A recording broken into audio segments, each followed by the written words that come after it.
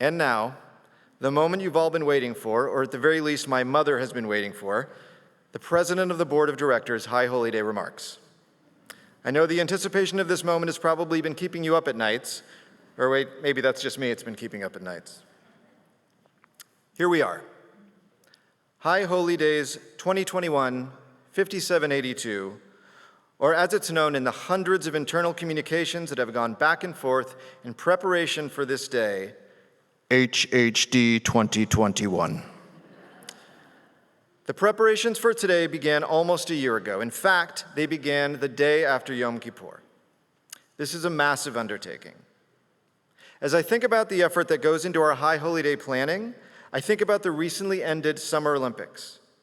I'm not a big sports fan, but I do love the Olympics. There's something about the world coming together in the spirit of friendship, cooperation, and friendly competition that's always resonated with me.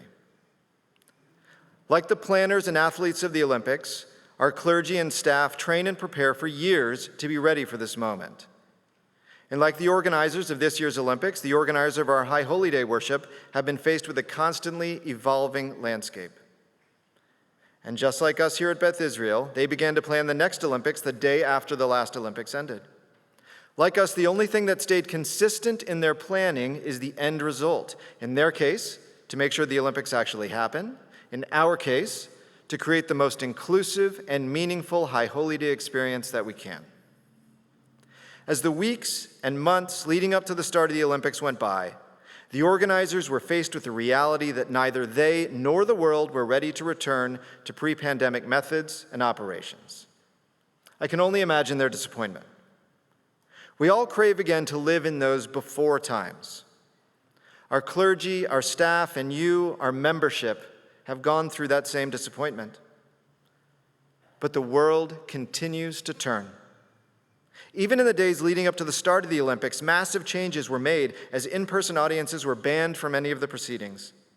As I work alongside our staff and clergy in the days leading up to our High Holy Days, and we make fundamental changes to our plans daily, we feel their struggle, their challenge, and yes, their disappointment. But the world continues to turn. The goal is the end result, to hold our worship together in the way we need it to be at this moment in time.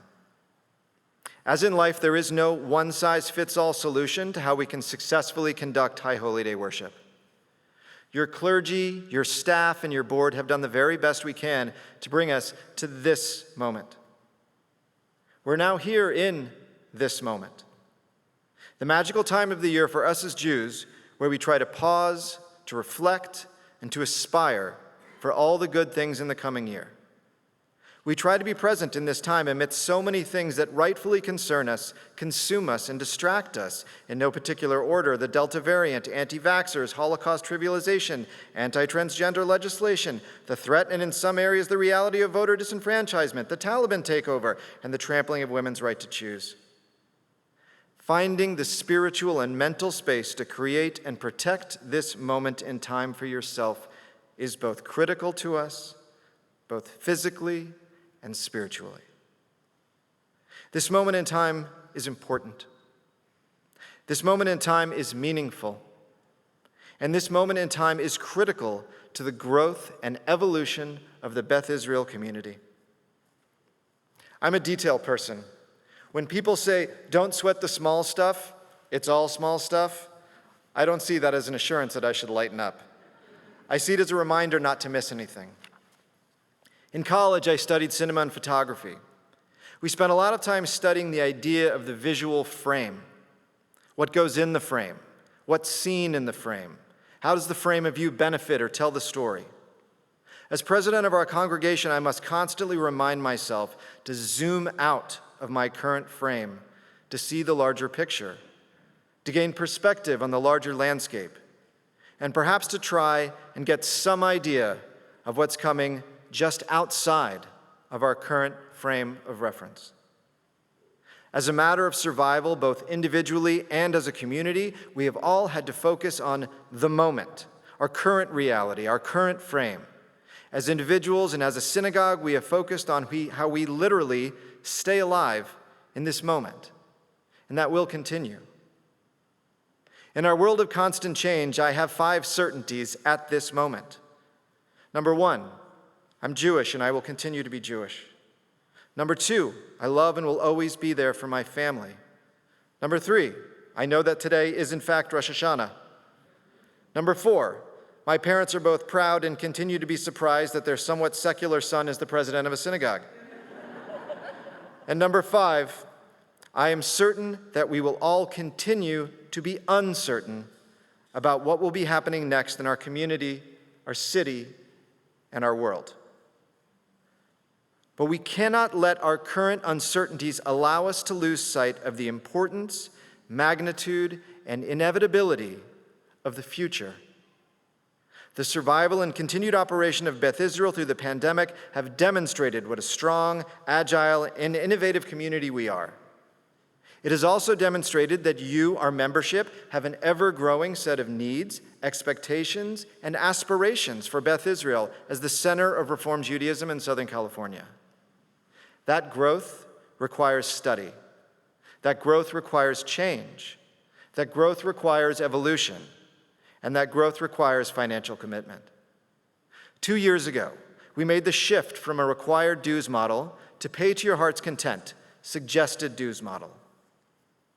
We have a disconnect between our aspirations to inspire, lead, and grow, and the way we financially support our synagogue.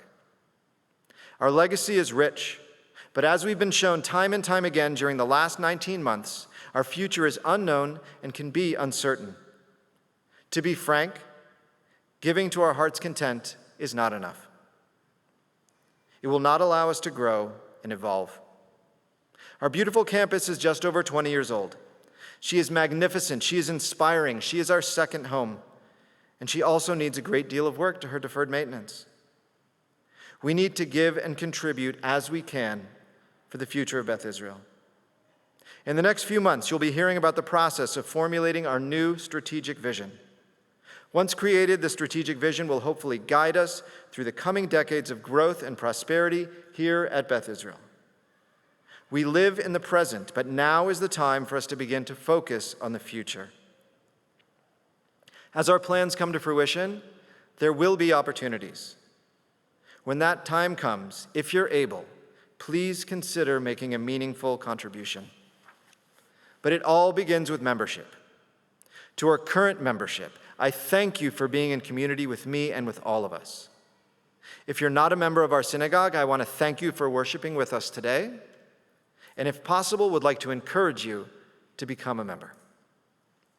I can't conclude my comments this morning without once again thanking our clergy and staff. In the before times, they were already considered best in class for the amazing commitment to excellence that they bring to our Beth Israel community.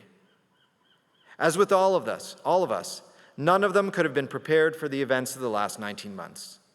While navigating their own personal and familial concerns, they continue to lead, educate, and innovate, and to put it simply, get the job done.